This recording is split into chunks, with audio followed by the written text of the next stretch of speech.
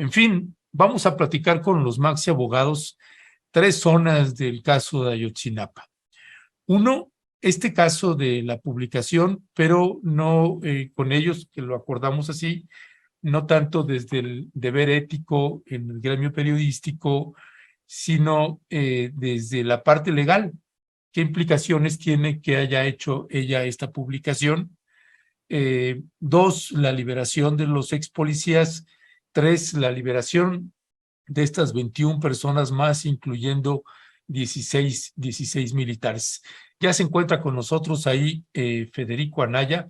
Yo nada más le adelanto también que yo me tendré que salir de esta mesa a las 10 de la mañana porque tengo una invitación para participar en un panel ahí en la Cámara de Diputados, donde estará el subsecretario precisamente Alejandro Encinas, la senadora Citlali Hernández y otras personas más que estaremos participando a propósito pues de estos 8 años de esta noche negra del 26 de septiembre del año 2014. Se encuentra ya con nosotros Federico Anaya Gallardo. Federico, muy buenos días, bienvenido. Buenos días, compañeros. ¿Cómo han estado? Hola, Federico, ¿cómo estás? Buenos días, bienvenido. Me parece que te oí un poquito bajo, no sé si tienes posibilidad de subir el volumen, Federico. Yo lo oí bien. ¿Sí? Ah, ok. Sí. Bueno, sí, listo. Bueno, gracias. Bueno, miren, si les parece, y también por un asunto de que ando con los tiempos apretados, no sé, Alberto, Federico, si vieron ustedes pues una publicación también de unos videos de ADN Noticias con este periodista Jorge Fernández Menéndez, pero pues, es una entrevista que realmente pues nos sorprendió a muchos y nos sorprendió particularmente porque tuviera el acceso precisamente al campo militar número 1 y pudiera tener una entrevista directa con el general José Rodríguez, precisamente este general pues que está involucrado pues en la ejecución de los 6 normalistas y hace una entrevista muy particular, revelaciones que generan muchísima indignación. Bueno, a algunos que hace algunos señalamientos el general y una entrevista, pues al estilo Alberto Federico Anaya, Jorge Fernández Menéndez, perdón, pues muy acomodada. Evidentemente, como es un video de ANN, tuvimos que poner algunas imágenes, pero dejamos correr el audio y dejamos correr unas partecitas del video, sí, como está ahí con ellos, con ADN, para ver las expresiones precisamente del general y del periodista que le está haciendo la entrevista y que a mí me genera muchísima preocupación, además por cómo enfilan las baterías contra el subsecretario Alejandro Encinas. Vamos a ver este video, por favor, Jerónimo.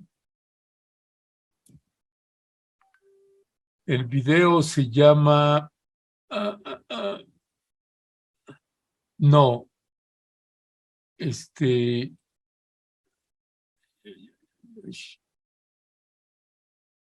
No. Déjame, no sé si te lo envié no te lo envié por equivocación.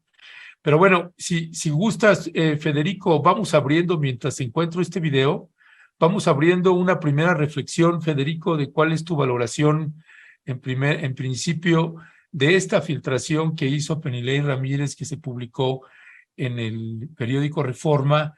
¿Qué implicaciones en términos del caso, del juicio, de la investigación tendría que se haya filtrado esta investigación? Se ha hablado mucho de afectaciones al debido proceso. ¿Se afecta el debido proceso? ¿Qué es lo que se afecta con esta publicación, Federico?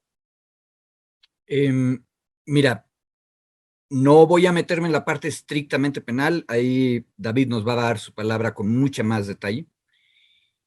Pero, a ver, hasta ahora la investigación que había hecho el Poder Ejecutivo, ojo, no la Fiscalía, sino la Secretaría de Gobernación, Subsecretaría de Derechos Humanos, había sido increíblemente respetuosa de dos cuestiones. Primera, el dolor de las víctimas, o sea, las familias, de tal manera que no tuvieran que volver a sufrir lo que ya sufrieron o que no lo sufrieran de otra manera. Bueno, eso es una afectación jurídica porque hay una obligación. Todas las autoridades deben proteger a las víctimas. Segundo, esto que acabo de decir también aplica dentro del proceso penal. Por eso es que, aunque las audiencias de todos los juicios penales son públicas, los jueces tienen la obligación de vigilar que el público no se entere de detalles que no aportan a la opinión pública, y que solamente humillan o hacen sentir vergüenza o vuelven a causar dolor, revictimizan a las personas, ¿sí? Ojo, y ahí en ese punto también importa mucho la presunción de inocencia.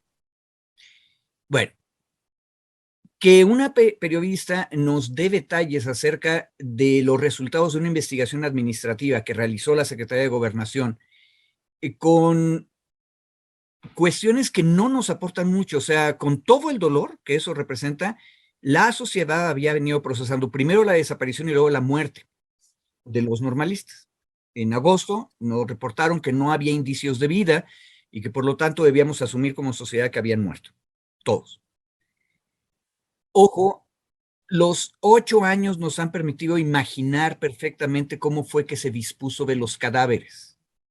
No necesitábamos los detalles, porque aparte de todo, ni siquiera los detalles que nos dieron a conocer son completamente ciertos y verdaderos. Ya, nada más, permíteme un instante ahí.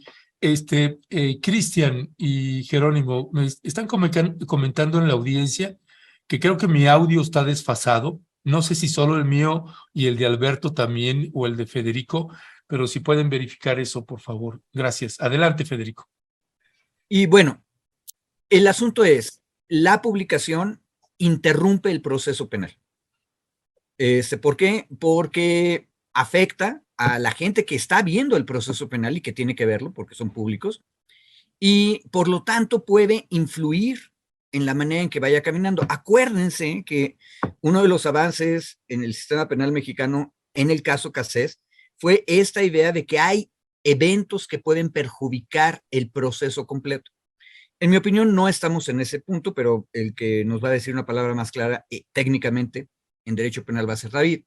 Pero sí me parece que hay un nivel de irresponsabilidad en el proceso penal y peor, yo creo que hay una intencionalidad de meterle ruido al proceso penal, porque, si me permites, la verdadera noticia no fue la filtración en Reforma y en El País.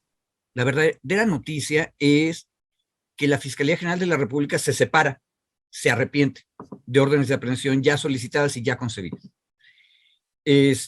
Y eso tiene que ver con lo que tú nos mencionaste de esta misteriosa, maravillosa y mágica entrevista en el campo militar número 1. Que ya la tenemos, Federico, ya la tenemos. Entonces, David ya se está incorporando con nosotros también. Una entrevista de veras increíble y además tiene que ver muchísimo el secretario. Tenemos un fragmentito nada más. Siempre en todos los lugares que he estado, afortunadamente me ha tocado en muchos lugares de la República Mexicana, donde he actuado con diferentes tipos de bandas, donde he hecho un trabajo que lo respalda mi expediente que se encuentra en la Secretaría de Defensa Nacional. ¿Cuántos años? 44 años. Y usted ya está en retiro. Tenía 4 años de retiro. Y 44 años de servicio. Tenía yo 4 años de haberme retirado, disfrutando a mi familia, disfrutando a mis nietos, disfrutando el calor del hogar, y ahora, bueno, mira, estamos en esta situación. Usted se entregó, no se entregó, se presentó ante el mando de la Secretaría y se puso a disposición de las autoridades. Claro, cuando supimos que había unas órdenes de aprehensión o que se nos señalaba, de inmediato nos presentamos para demostrar nuestra inocencia. Estamos aquí para eso. Ahí, esta es una acusación, esa que insisto, por lo menos desde mi punto de vista, no le veo muchos fundamentos. Y después hay otra acusación que tiene menos fundamentos y que es más grave, que hizo el subsecretario en una declaración, diciendo que usted tuvo en sus manos 4 o 6 elementos y que usted ordenó matarlos. Sí, es una vileza lo que hicieron, una cobardía haber manifestadose al margen de la ley de esta persona, y realmente estoy aquí, como te lo comentaba, por delincuencia organizada, que no tiene que ver nada con esa declaración que hizo esta persona. Estoy aquí y sustentado por una persona, un testigo protegido que tienen ellos. Que además es un sicario que ustedes detuvieron. Así es, en efecto, y que ellos lo reconocen, ¿no? Lo reconocen, que yo ahora que estoy en esta situación me entero de la actuación de él, porque pues yo nunca había enterado de las declaraciones de estas personas, y me entero todo lo que hizo.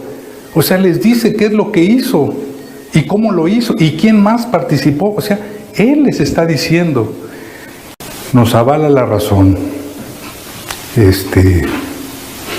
Somos inocentes, discúlpame, ¿no?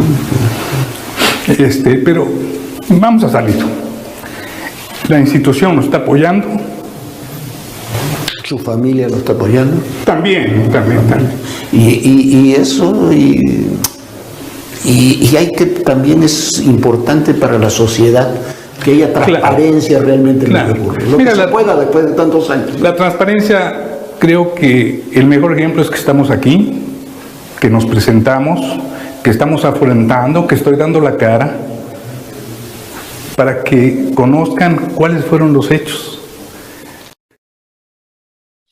Bueno, esta entrevista que está en ADN Noticias, pues la hace Jorge Fernández Menéndez, y es pues increíble que tenga acceso al campo militar número 1 y que pueda entrevistar precisamente a uno de los generales principales, y que lo vemos ahora ahí pues hasta quebrándose, llorando militar.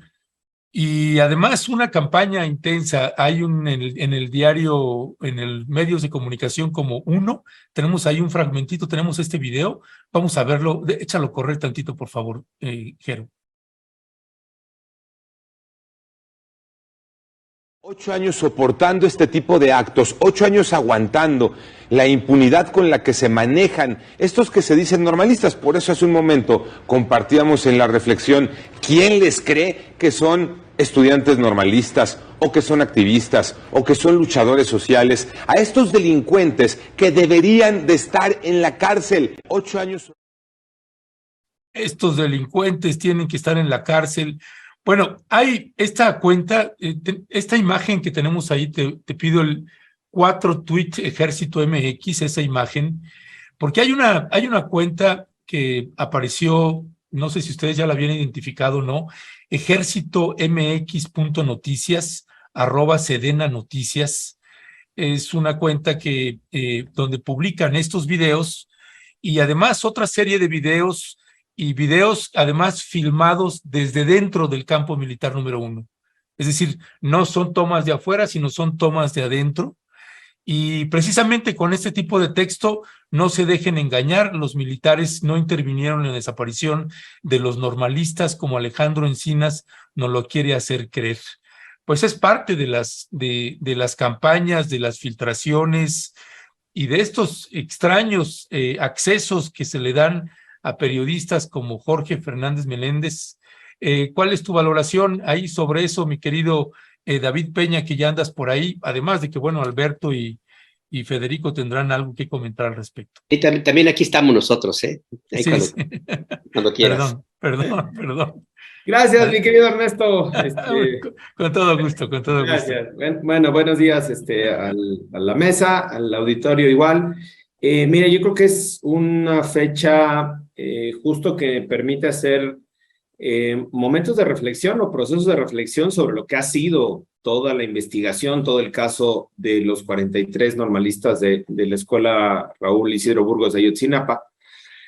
Pero me parece que también es un punto, yo no sé si lo colocaría como un punto de inflexión, pero me parece que el cambio del discurso desde la narrativa oficial, y decíamos aquí cuando se había publicado el informe de Encinas, hablábamos de 2 narrativas, ¿no? La narrativa que era la llamada verdad oficial, pero más como narrativa, y una narrativa construida o reconstruida a partir de nuevos elementos que obtuvo este gobierno y que se presentaron en este informe de Encinas, de la Comisión de la Verdad y la Justicia para Ayotzinapa.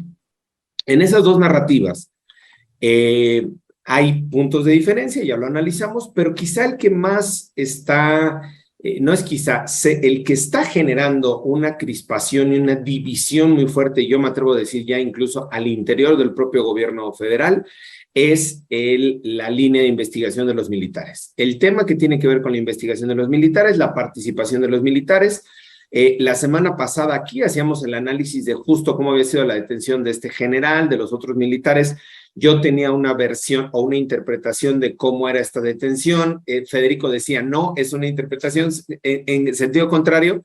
Y así como tuvimos la discusión, digamos, aquí en la mesa, me parece que la discusión se dio también al interior del propio gobierno y que hay un punto que yo colocaría y centraría como la discusión. Justo como decía Federico, el tema del fin de semana desde nuestra óptica judicial, jurídica, no fue tanto la filtración de Reforma, sino las otras notas que se fueron generando alrededor y el traer a la luz pública esta forma de operar de la Fiscalía General de la República que sigue siendo por trascendidos, digamos, sigue siendo por información obtenida por medios de comunicación, en donde la Fiscalía, la unidad especializada del fiscal Omar, que es la unidad especializada para el caso de Ayotzinapa, judicializa un paquete de personas o para obtener órdenes de aprehensión, 83 personas creo que son, para solicitar la orden de aprehensión. En ese paquete no estaba Murillo Karam. Entonces, esta unidad especial judicializa, viene el informe de Ayotzinapa, viene la presión pública y un área dentro de la Fiscalía General de la República, que es el área de asuntos internos, se encarga de integrar la judicialización en contra de Murillo Karam y a su vez, mientras integra contra Murillo Karam, que no venía en el paquete original, porque no había pruebas suficientes, porque faltaban datos, no sé las consideraciones, o por una consideración política probablemente también, no lo desconozco, no venía en ese paquete, esa unidad se abalanza contra Murillo Karam de forma acelerada y lo judicializa y lo detiene. Pero a la par, pide al juez que ya había otorgado las 83 órdenes de aprehensión que se desista de 21 órdenes de aprehensión. Es decir, que la fiscalía se desiste de 21 órdenes de aprehensión y le dice voy para atrás. Fíjate que de esas 83 no voy en 21, regrésame mis judicializaciones que te mandé y llama la atención, y con eso termino esto inicial, que es de esas 21 órdenes que hoy la Fiscalía General de Hertz, no la unidad que lleva la Fiscalía especializada en el caso de Ayotzinapa, de ese paquete, 16 de ellos son militares. Y si a digamos, siguiendo información que se ha dado en medios de comunicación, no tenemos información oficial. Si seguimos esa narrativa en donde Federico y yo discutíamos la semana pasada de cuál era la interpretación de la detención de los militares, el efecto que se tiene en esta semana sobre la reacción a esa detención, el desistimiento de 16 órdenes de aprehensión contra militares por parte del ejército, de la Fiscalía General, y lo que sumabas tú, Ernesto, como nota, de nueva cuenta la aparición de actos violentos en las protestas de Ayotzinapa, me parece que es un discurso de nueva cuenta reconstruido o construido con estos intereses, no solo de criminalizar a los jóvenes, sino de volver víctima al ejército, así tal y como lo estamos viendo con esta extraordinaria, por raro, no por buena, extraordinaria entrevista que se tuvo al interior de la cárcel militar del campo militar número 1. O sea, es una cosa extraordinaria, insisto, no por lo buena que esté, yo no la había visto hasta ahorita que la colocaste, sino por lo rarísimo que resulta. Entonces, son varios puntos en donde nos llevan de nueva cuenta al poder del ejército, que hemos discutido aquí, la militarización y los riesgos de darle tanto poder al ejército. Hoy el ejército puede abrir sus cárceles, incluso con prisión preventiva de delincuencia organizada, a quien ellos quieran, literalmente, para tener un vocero, para dar esta voz de víctima. Pueden volver a colocar a volver a colocarse, o ahora más bien colocarse como víctimas de los vándalos de Ayotzinapa, y además, pues me parece claramente tener aliados fuertes, importantes dentro de la 4T, que es ni nada más ni nada menos que el fiscal general de la República, que en este acto de, digamos, de desconocer lo que estaba haciendo el fiscal especial, me parece que es un mensaje muy claro. Yo no voy con el discurso de Encinas, yo, Fiscalía General, no voy con ese discurso, cuando menos no completo, no total, no voy con ese discurso que es coincidente con el que trae el fiscal de la unidad especial, y voy con mi propio discurso o voy con mi propia pues alianza o mis propios acuerdos de Hertz con todos estos personajes y poderes del pasado que parecieran del pasado, pero hoy más que nunca siguen teniendo muchísima fuerza. Federico, ayer en la conversación para preparar, en el chat, para preparar esta mesa, me llamó la atención una frase que, si me permites, la quisiera compartir, si es posible. Claro, gracias. Tú decías, una de las primeras reglas de la criminología, identificar a quién beneficia el hecho. Y tenemos ahora una concatenación de hechos, y me gustaría pedir tu reflexión sobre a quién puede eventualmente beneficiar y qué es lo que se puede perjudicar.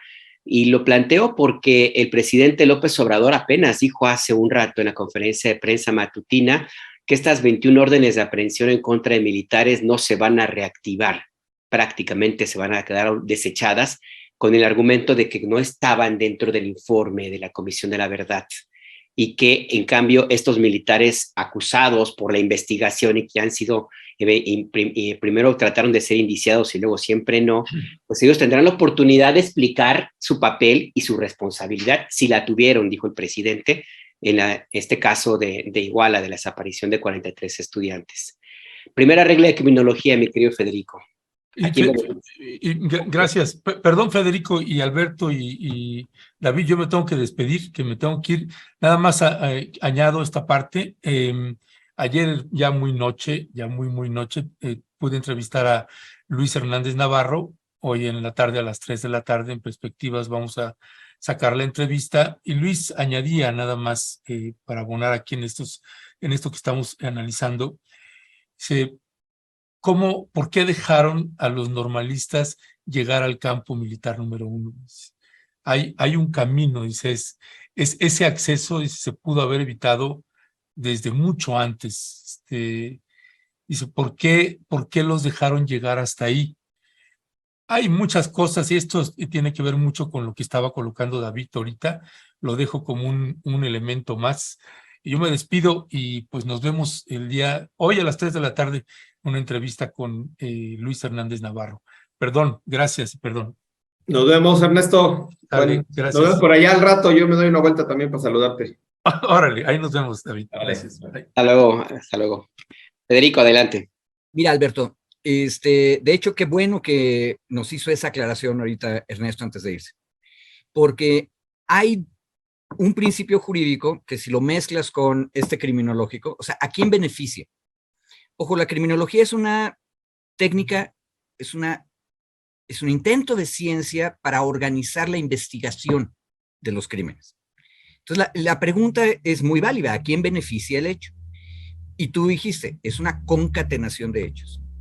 Y Luis Hernández Navarro nos dice, la calzada del conscripto, y por cierto, todo es simbólico, efectivamente es una vía cerrada que viene desde, para los que no viven en la Ciudad de México, está el anillo periférico, es una gran avenida, y luego sale la avenida del conscripto, que es una avenida grande, pero no demasiado grande, creo que todavía es de dos sentidos, que sube el monte, la loma, donde está el campo militar. Y no solamente el campo militar, sino también la Secretaría de la Defensa Nacional y otras cosas. Es Lomas de Sotelo, esa zona. Hubieran podido detenerlos en el periférico, pero no solamente no los detuvieron, sino que entraron con automóviles. En la narrativa que se está construyendo, tenemos a los compañeros normalistas de Ayotzinapa embistiendo con automóviles, eso lo oí en el radio, las puertas del campo militar. Bueno, eso significa una de dos: o que los dejaron pasar, que es la sugerencia de Hernández Navarro, o que nuestros militares son pésimos para defenderse. O sea, que son tontos.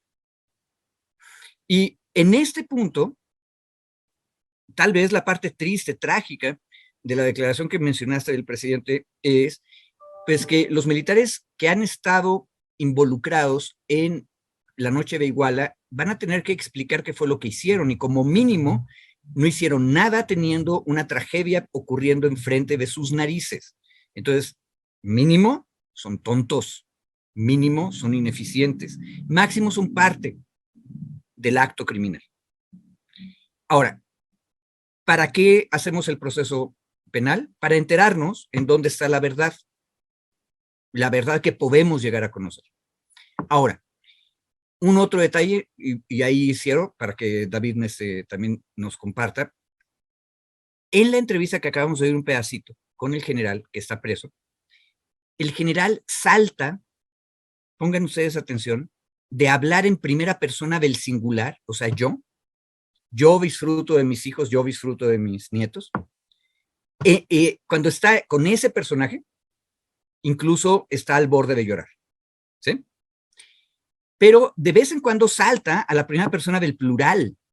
Vamos a demostrar. ¿Quién es ese nosotros del que habla el general? Ese nosotros es la institución armada, es el ejército.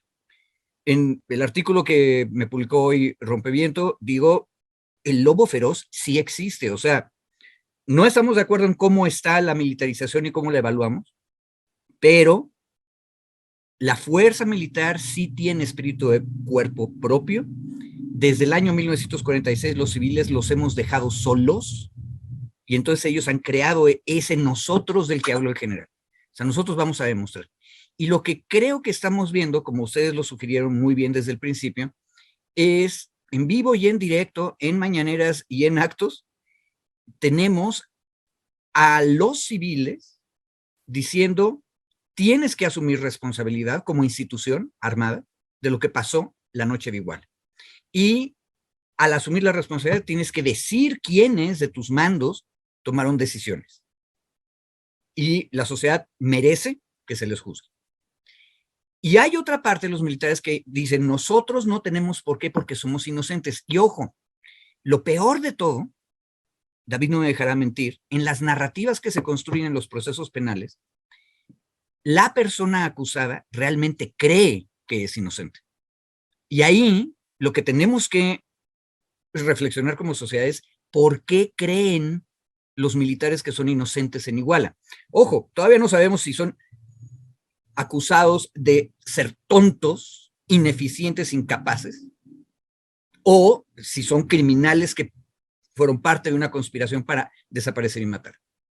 Como decía un viejo amigo que está enterrado en Acteal, Rafael Anderreche, el general secretario puede escoger cuál de los dos crímenes, ser tonto o ser criminal. Pero de alguno de los dos es responsable, la institución. Y yo creo que es cosa muy buena que lo estemos viendo, pero, ojo, ¿quién puede?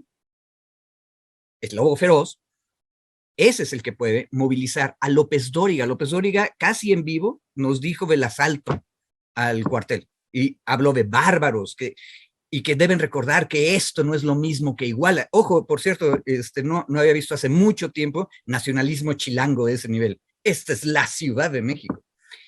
Y tienes a Fernández Menéndez entrevistando dentro del campo y tienes a Raimundo Riva Palacio en su columna diciendo las cosas. Tienes a Reforma y a El País recibiendo una filtración. Y nada más un último detalle. El nosotros incluye a parte del funcionariado civil. ¿A qué parte? Al encargado civil de la primera campaña Cóndor en contra de los narcotraficantes a mediados de los años 1970, Alejandro Hertz Manero. Entonces, buena noticia. Yo creo que todo esto, en el fondo, son buenas noticias. La sociedad mexicana nos debían este debate cívico-militar en público de la gente desde hace medio siglo, como mínimo. Solamente discutiendo estas cosas vamos a saber poner a los generales en el lugar donde deben estar. Y yo insisto, un general que habla alternativamente de yo, general, abuelito, que disfrutaba de mis nietos, o nosotros, el estamento militar, es poderoso en un nivel en que puede interrumpir el proceso penal. Por lo tanto, se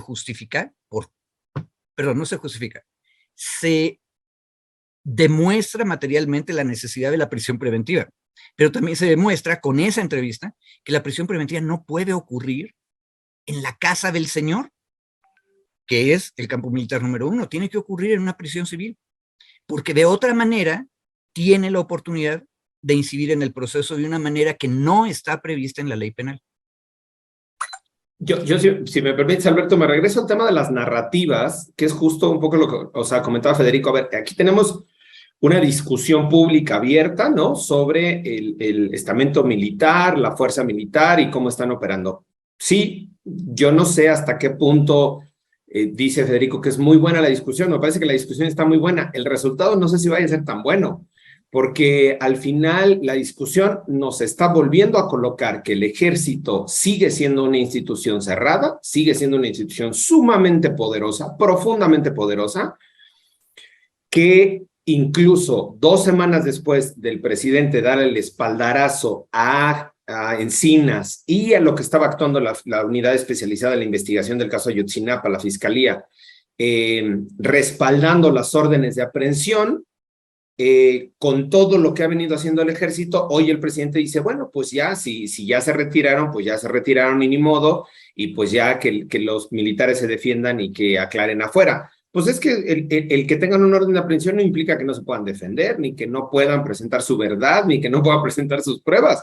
Es justo, digamos, la incorrecta interpretación, justo con lo que cerraba Federico, de la prisión preventiva, ¿no? O de la prisión preventiva oficiosa, justificada.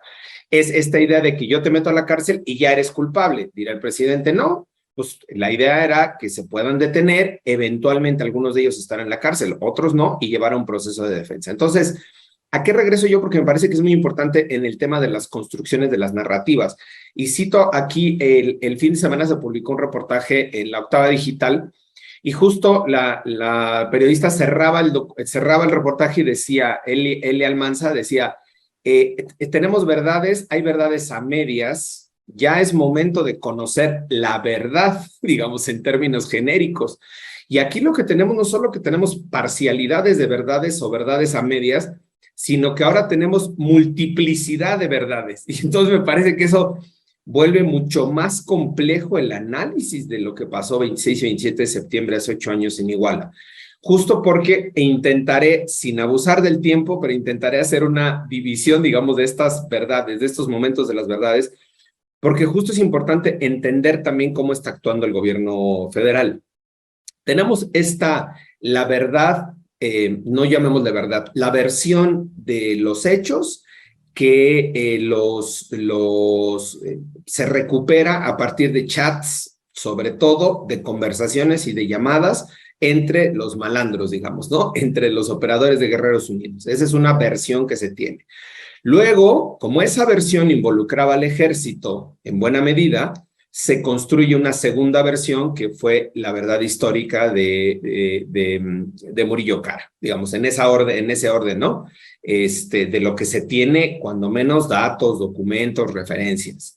Puede además, y perdón que me haya saltado la primera versión, que es la versión real de lo que realmente sucedió, valga la redundancia, ¿no? Esa versión real de lo que realmente sucedió, pues al parecer hasta el momento no se tienen muchos datos o mucha información. Perdón por recapitular. Segundo, esta versión que se construye reconstruye a partir de los chats de los Guerreros Unidos. La tercera versión para eliminar la responsabilidad del ejército se construye a partir de la verdad histórica. Y la cuarta versión, el GIEI, la del GIEI, los informes del GIEI, del Grupo Interdisciplinario de Expertos Independientes, donde reconstruye una parte de las versiones anteriores, pero además vuelve a involucrar al ejército y a la marina como actores responsables.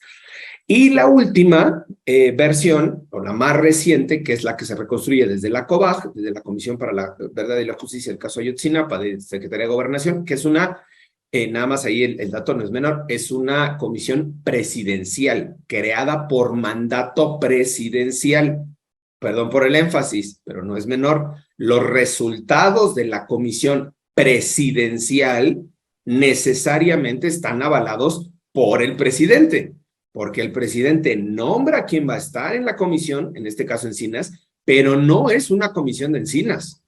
Entonces, sí es muy importante ubicar porque ahora hay un discurso de varios actores, sobre todo ligados al ejército, para cuestionar el informe de la Comisión de la Verdad y la Justicia, pero, perdón, olvidando que es un informe presidencial, no un informe de un subsecretario, es un informe de una comisión presidencial. Cierro el paréntesis.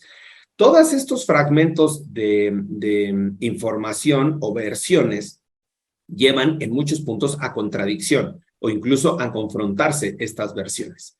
Me centraré en las dos que han sido las más, digamos, más construidas, que es la de Murillo Karam y ahora la de la Comisión de la Verdad, de la Justicia para Ayotzinapa, de la Comisión Presidencial.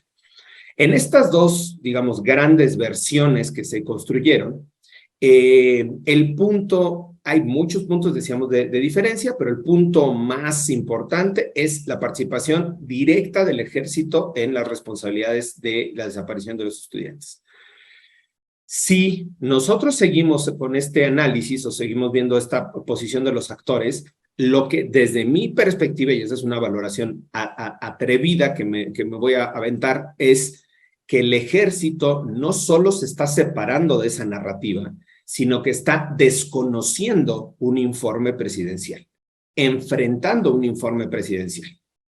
Y el enfrentamiento de un informe presidencial es bastante riesgoso en términos de seguridad, en términos de gobernabilidad, en términos por donde le quieran ver. El ejército está tomando la afrenta con el apoyo de Hertz Manero. Yo ahí no diría que Hertz Manero está respaldando al ejército, sino al revés, ¿no? El ejército tiene el apoyo y el respaldo de Hertz Manero, y con estas dos fuerzas muy grandes, que es el ejército, no el ejército en abstracto, perdón, estos grupos, y ahí lo voy a centrar, como dice Federico, tiene razón, estos grupos de poder históricos, ¿no? Que han estado y que siguen estando dentro del ejército, no todo el ejército en abstracto, estos grupos de poder, en contubernio, podría decir yo, con la Fiscalía General de la República. Entre ambos están torpedeando un informe presidencial. Entonces, sí me parece muy grave, muy preocupante la posición que se tiene, y yo incluso hace una semana, y ahora me voy a tragar mis palabras, no me dice Federico, pero yo lo hago, donde yo decía, está pactada, la detención del general fue pactada, va por acuerdo, va a temperar, vámonos suavecito. No, me parece, yo ahí sí me equivoqué en la semana pasada al pensar que estaba así, porque con toda la reacción que se vino esta semana, y particularmente con esta entrevista que yo sigo sorprendido de cómo permiten que el ejército que entren a entrevistar al brigadier general en una mesita, y digo, en unas sillitas, en un ambiente cuidado, con buena luz, para que dé su versión de los hechos, que es darle espacio, voz y medios de comunicación para torpedear un informe presidencial. Entonces, no es menor, insisto, y con eso concluyo, no es menor que se estén alineando ahora actores, voceros en medios de comunicación, este discurso que presentaba Ernesto, el beat que presentaba Ernesto de un noticiario de TV Azteca, que ADN 40 también entra en TV, o sea, está con TV Azteca. Entonces, ahí vemos un actor claro de que están siendo voceros en este momento de un actor real de poder en México, y creo que ahora con mayor poder, que es el ejército que, insisto, está torpedeando el informe presidencial del caso Ayotzinapa. Es que aquí no hay casualidades, Federico. A esto que mencionaba Luis Hernández Navarro, esa duda que es también interesante de analizar, ¿por qué dejaron llegar a los estudiantes? Yo añadiría, ¿por qué el ejército tenía preparada una banda de guerra que tocó la orden de ataque? Se escuchan las grabaciones que se hicieron desde adentro del campo militar número 1, había periodistas dentro del campo militar número 1, detrás de la línea de contención de los soldados, y se escucha a una banda de guerra tocando no sé cómo llamar, la orden de ataque. O sea, está todo preparado. O sea, hay como una escenografía preparadísima para lo que vimos, lo que atestiguamos, cobertura en vivo. A el bachiller López Dóriga también con sus comentarios que tú escuchaste, las transmisiones en coberturas de las radios, lo que hemos estado oyendo desde ese día y las filtraciones de este fin de semana de una forma tan grosera. Me parece a mí que atestiguamos el inicio de algo que me parece grave porque no podemos verlo por aislado. No es nada más Pelilei, no es nada más Raimundo, no es nada más el país, no. Todo es un conjunto que se suma y que a mí me hace sospechar, como bien dice David, que pudiera haber algo realmente grave. Es una demostración de fuerza de un ejército todavía más empoderado. Es la respuesta del ejército que pretende, ese viejo ejército que pretende terminar ya, cortar de tajo con estas investigaciones que pretenden romper el pacto de silencio sobre Ayotzinapa. Es una insurrección militar hacia las órdenes del presidente de la República. ¿Cómo lo ves tú? A ver, si hubiéramos leído todos y todas la letra chiquita del contrato democrático, hubiéramos visto que incluía pleitos en el gabinete, discusiones interminables y momentos de riesgo para todos. Hoy, con la victoria de Petro en Colombia, hay un sector buena ondita de la izquierda mexicana que le gusta decir Petro sí es la izquierda que nosotros quisiéramos. Pero mi opinión es que luego no entran en serio a las comparaciones. Colombia acaba de vivir hace más o menos mes y medio, 2 meses, poco antes de la asunción del presidente Petro, una crisis cívico-militar, porque ya habiendo ganado la oposición de izquierda, esta coalición amplia, la presidencia, se anunciaron ciertas medidas que ponían en duda el poder del ejército colombiano. Y no me acuerdo ahorita, pero es un alto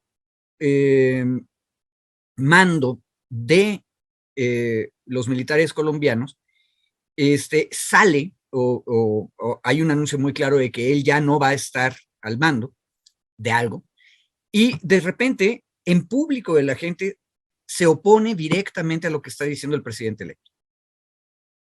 Bueno, ese tipo de confrontaciones públicas son bastante comunes en Sudamérica, y nosotros los mexicanos, tan creídos de nuestra propia historia particular y de la excepcionalidad de la Revolución Mexicana, decimos, es que allá el ejército sí delibera y se mete en política, en cambio nosotros aquí los tenemos bien disciplinados. No, no es cierto, acá somos más bien hipócritas, deliberan, son parte del poder, negocian, y lo hacíamos en lo oscurito para que todos siguiéramos buena ondita diciendo que México es excepcional. No, no es cierto. México tuvo su cuota de gobiernos militares. Lo que pasa es que es un paisote tan grande que luego no nos damos cuenta que Oaxaca tuvo gobierno militar en los años 70, a finales. Un general del ejército fue el gobernador designado por el mecanismo priista que se usaba entonces.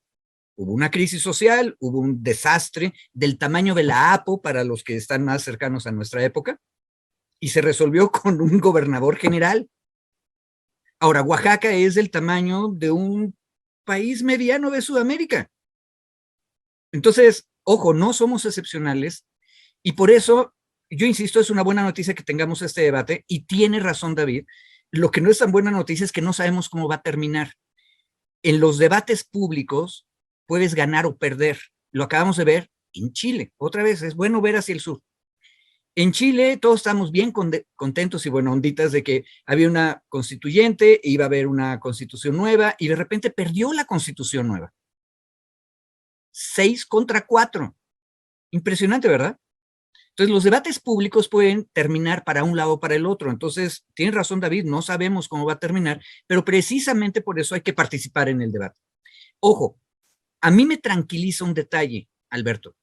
Es obvio que tú tienes a esta sección tradicional del ejército, que al principio de esta administración López Obrador solamente hablaba a través de Siempre, una revista antigua, dirigida por la ciudadana Pajés, y que básicamente llamaba a que el ejército desobedeciera al presidente López Obrador.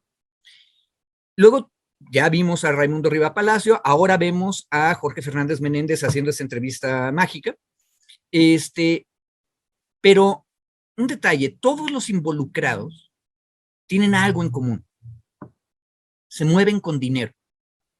Se mueven con la promesa del poder.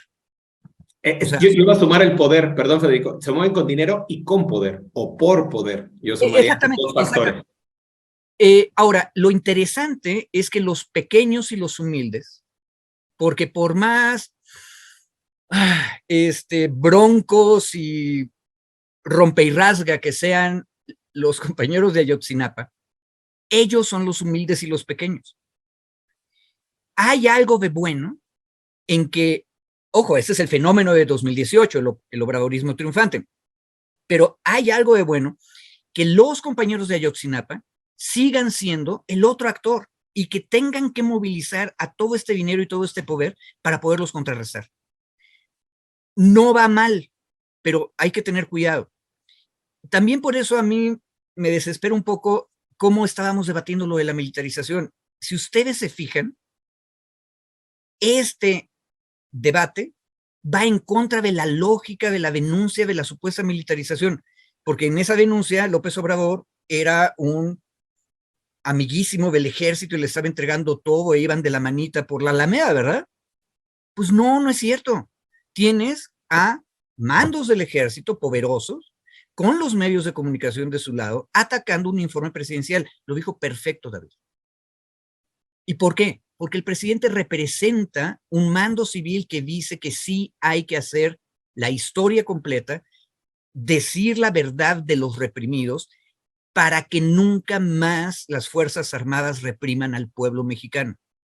Lo cual nos lleva al otro debate. Si ya no van a reprimir a nadie adentro y ya no los necesitamos para defendernos de una invasión en la cual no nos sirven para defendernos, el día que ocurra, ¿para qué los necesitamos? Pues para la seguridad pública y la protección civil, que ese es mi argumento. Hay que cambiar el paradigma de las Fuerzas Armadas y eso es lo que no quieren ni Riva Palacio, ni Fernández Menéndez, ni Reforma, ni el ejército. Ellos están bien contentos, haciendo nada en el fondo y disfrutando del poder y el dinero. Lo que queremos es que hagan cosas para su pueblo y las hagan bien, porque son bastante disciplinados, esa es su ventaja. Tan disciplinados que no podemos creer, como dijo Luis Hernández Navarro, que haya sido un error que los manifestantes hayan entrado por la calzada del conscripto y que hayan llegado hasta la puerta. Y sí, bien dices, qué grave que tuvieran ya hasta la banda militar. Ojo, eso significa, por cierto, que siguen siendo tradicionalistas. Se llama, es una banda de guerra, o sea, no es una banda de música, ¿sí? Y me parece, no estoy seguro, pero creo que es el toque arrebato. O sea, tú das las órdenes a la gente a través de las trompetas y los tambores. Entonces es el ejército completo, con toda su tradición, toda su disciplina, diciendo, aquí estoy y no me puedes tocar. Lo que tenemos que contestar como sociedad es, eres parte de la sociedad, te necesitamos para hacer cosas y no las que estabas haciendo. Y como eres tan disciplinado, queremos que las hagas bien, pero las tienes que hacer bajo el mando de los civiles.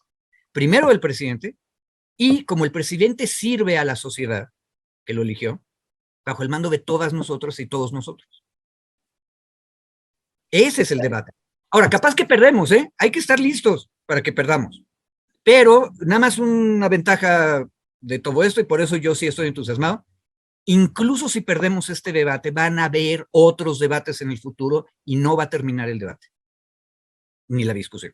El tema es cuál va a ser el escenario del próximo debate, porque si tenemos a un ejército tradicionalista o lo que tú, como tú bien lo mencionas, Federico, que tiene esta capacidad de construir un escenario y de mandar el mensaje, porque es un mensaje el hecho de que tengan hasta la banda de guerra con ese toque, porque se difundió también muchísimo ampliamente, y todo lo que hemos visto alrededor, a mí me parece de cierto riesgo, porque yo creo, y no sé cuál es tu consideración ya para ir cerrando, mi querido David, tanto que nos hemos opuesto a que se dé de esta manera este proceso de empoderamiento de los militares por la consecuencia que puede haber, pues yo veo ahora mismo un primer indicio, y no sé si me equivoco, no sé cuál es tu percepción, un primer indicio de que este empoderamiento empieza ya a ser irreversible, porque ya se está presentando de esta manera muy a las formas y usos y costumbres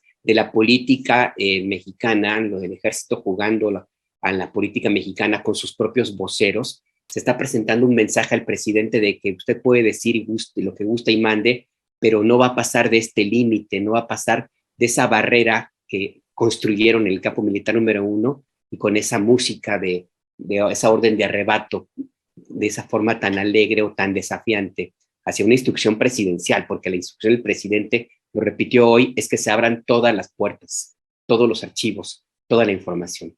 ¿Tú ves ahora esto como un síntoma de ya un primer paso de este irreversible empoderamiento de las Fuerzas Armadas, David? Mira, yo creo que es mucho de simbolismos también, porque recordemos que toda esta vieja clase política y poderosa sigue viviendo con muchos simbolismos. Entonces, me parece importante recuperar. Claro que el toque de guerra está para el toque de arrebato, ¿no? Es un símbolo, claro. Pero creo que me parece también, y yo ahí sí difiero profundamente con lo que dice mi querido Federico, de que esto nos está evidenciando que no hay digamos, un amaciato entre Andrés Manuel y el ejército. Sí, más bien el tema de las discusiones, mi querido Federico, era que lo preocupante era que el ejército se imponía al presidente. Es decir, el ejército era mucho más fuerte y poderoso, por eso el presidente le cedía, le daba, le cedía, le daba, le seguía, le daba, pues porque dependía tanto del ejército que había perdido o había debilitado su propia fuerza sobre el control de las Fuerzas Armadas. Ese era creo que uno de los puntos centrales. Por eso era el riesgo hacia la militarización, porque no solo era ceder lo que ya se tenía, sino espacios donde el ejército no estaba y que el presidente le estaba dando juego al ejército. Por eso nosotros decíamos, si en los espacios que tenía el ejército no era controlable, pues nos preocupa mucho más que en otros espacios donde no estaba, ahora tenga poder. Porque si con el poder que ya tenía era incontrolable, pues ahora va a ser magnánimo, ¿no? Muy grande en cuanto al poder, pensando que ahora tiene puertos, aduanas, no solo en labores de seguridad. En labores de seguridad podemos coincidir en alguna parte o no, pero tiene puertos, aduanas, aeropuertos, trenes, que no tenía antes. Tú me vas a hacer la referencia de 1878 el ejército, sí, pero no lo tenía el ejército. No los tenía el ejército hace 10 años y ahora los tiene. Hace 6, 8 años no los tenía, ahora los tiene.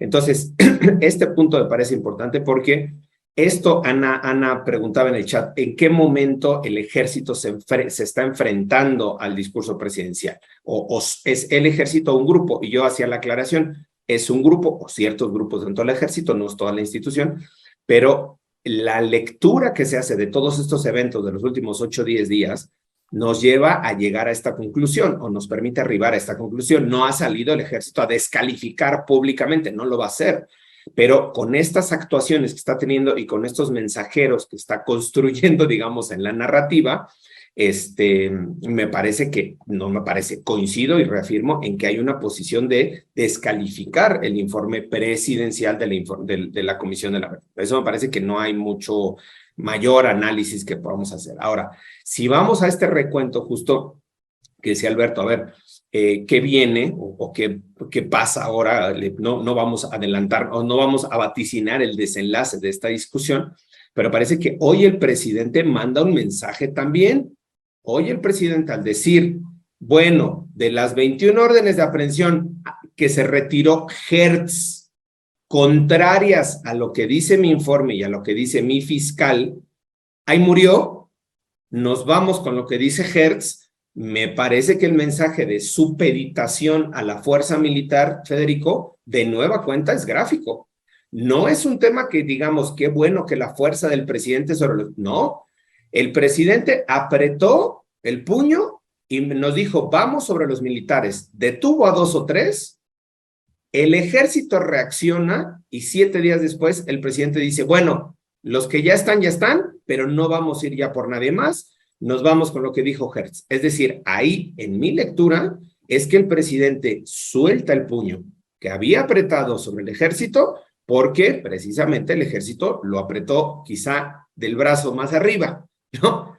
Y entonces ahí suelta el puño el presidente. A mí me parece que fue, yo lo aplaudía la semana pasada. Dije, qué bueno que actuó la fiscalía en contra de los militares, qué bueno que los detuvo, y yo lo aplaudí. Y miren que reconocer algo a la fiscalía está bastante complicado, no por términos personales, sino porque hace muy pocas cosas que se le puedan aplaudir a la Fiscalía General de la República. Yo aquí lo reconocíamos en la mesa, ¿no? Y sobre esa presión se viene esta andanada de críticas, se vienen estos montajes de violencia con la banda de guerra, ¿no? Defendiendo al ejército. Y además, y ahí sí yo lo inserto, se vienen las filtraciones. Las filtraciones, diría una colega periodista, todas las filtraciones tienen intencionalidad, ¿no? Todas tienen jiribilla, todas van dirigidas a algo. Entonces, aquí lo que vemos es cuando sale la filtración de Reforma, decíamos, oiga, pues, ¿por dónde, por qué va, hacia dónde va? Y entonces empezamos a juntar todos estos piezas del rompecabezas y la pieza que yo, insisto, sigo profundamente sorprendido, esta entrevista dentro del cuartel militar del ejército, en una entrevista cuidada, sensible, con buena luz, muy bien cuidado el militar, buena imagen, ¿no? Eso es una narrativa que se construye para presionar o para empujar esta posición que están teniendo desde mi valoración, desde el ejército. Insisto, y con eso concluyo esta parte. Hoy el presidente leyó todo eso, vio todos esos mensajes, capturó todas esas lecturas y dijo parcialmente, ok, suelto el puño, ya no vamos por los otros 16 militares, ya no vamos sobre ellos, sobre los 2 o 3 que están detenidos, que ellos tengan la oportunidad de defenderse y tal, hasta ahí, pero ya no sigo con esta posición, Federico. Tú decías, ahí se manda el ejemplo del que el presidente no está con el ejército como, no, a mí me parece que el mensaje es contrario. Le aprieta el ejército al presidente, primero aprieta el presidente, ¿no? Muy bien, ahí raro, pero muy bien con la fiscalía, detienen y después aprieta más el ejército y al final acaba soltando el presidente. Insisto, en esta lógica de gráfica y en esta lógica de símbolos, que el presidente hoy salga a decir que no está mal o que no se opone a estos retiros de las 21 órdenes de aprehensión, me parece que es un mensaje. Y finalmente, y además, no hemos hablado tampoco de las contradicciones, mi querido Alberto y Federico, lo planteamos también ayer en el chat, lo que implica de que Encinas y Mejía Verdeja ahora estén presentando denuncias contra el juez que liberó a varios de los que estaban señalados como responsables de la verdad histórica, cuando ellos están diciendo que la verdad histórica no es la verdad. No sé si me explico. Encinas sale con un discurso y dice la verdad histórica no es lo que pasó, pero el juez libera a una gente acusada de la verdad histórica y Encinas se enoja y dice, no, vamos a ir contra el juez porque los liberó porque están acusados con base en la verdad histórica. Y entonces díjeme yo, en términos jurídicos, chinga, ya no entendí. Si la verdad histórica es la mala, la que estuvo mal construida, la que estuvo con tortura, la que es falsa, y tú descalificaste con tu informe, ¿por qué vas sobre el juez que deja libres a los que fueron acusados con base en la verdad histórica? Eso a mí me parece igual una profunda contradicción. No entiendo cómo está ahí las percepciones y las valoraciones. En todo caso, lo que tendría que haber hecho Mejía Verdeja, la Fiscalía, Encinas, es con esta nueva información judicializar o consignar nuevas órdenes de aprehensión, pedir nuevas órdenes de aprehensión contra estas personas, no con base en los hechos de la verdad histórica, sino con base en los hechos de esta nueva narrativa de la Comisión para la Verdad y la Justicia de Ayotzinapa. Es otra contradicción que ahí no acabo de entender, quizá el tiempo y estos próximos días nos puedan ayudar a entender, pero un poco para saber también cuáles son los razonamientos para ahora irse contra el Poder Judicial por estas liberaciones. Sí, la verdad es que sí es un tema ahí también que hay que revisar, pero ya no tenemos tiempo, ya se nos acabó la mesa, desgraciadamente. Y sí, nos queda ahí una tarea pendiente y yo coincido contigo, David, y también contigo, Federico, que pues esto apenas inicia. Hoy es el aniversario 8 de la desaparición de estos 43 estudiantes de la Normal Rural Isidro Burgos de Ayotzinapa. Habrá una protesta, parece, como cada año, parece que esta vez va a ser una protesta también más fuerte. Habrá que revisar también si parte de la intención de todo esto que hemos visto estos días es hacer una especie de provocación para contribuir a la narrativa de la criminalización de la protesta por esta desaparición de los estudiantes y desviar la atención hacia lo que puede ocurrir en las calles y desconcentrarnos, pues, de lo que en los tribunales se teje y se desteje todos los días. Pues habrá que verlo, mi querido Federico, David, muchas gracias. Se nos acabó el tiempo, yo me quedo picado, pero pues bueno, ya. Los tiempos solo. Héctor López nos dice en el chat, denles un Oscar por esta entrevista. Ahí está, para que vean. Listo, seguimos picados, mi querido Alberto. Federico, muchas gracias. Gracias, David. Sale. Abrazo. Hasta luego, cuídense.